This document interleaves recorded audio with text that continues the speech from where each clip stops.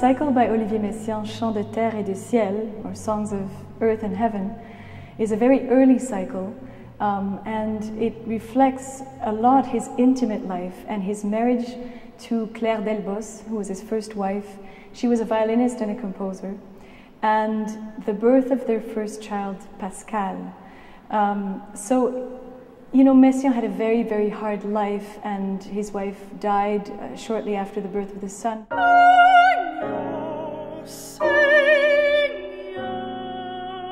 I just find it so full of lyricism and melody that that's been my approach to most of it, and I think Messiaen himself would say that he's a writer of melody, he's a lyricist.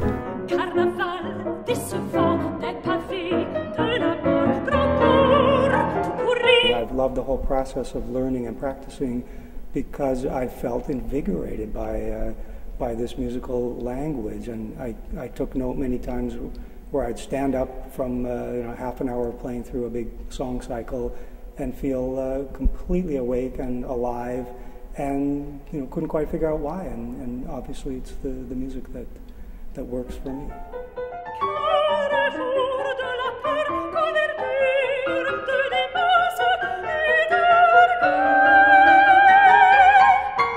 Which for him was the culmination of the whole cycle, which is for death, and which really speaks of the bells, the nocturnal bells.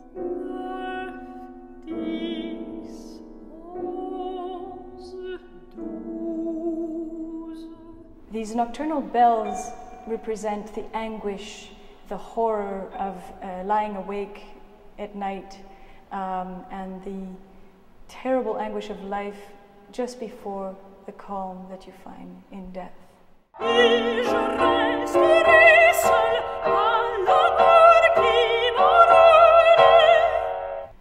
What I like particularly about Olivier Messiaen is his way of relating divine love in everything human. Somehow for him everything is divine, and so when he speaks of human love in his family with his wife and his child, it's really the enactment somehow of divine love here on earth.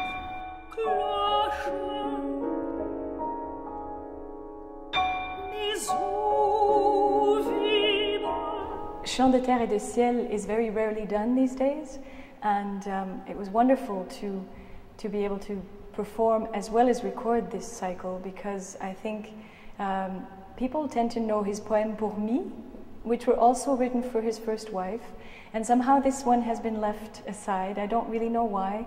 I think it's very approachable myself. I think it's a beautiful cycle.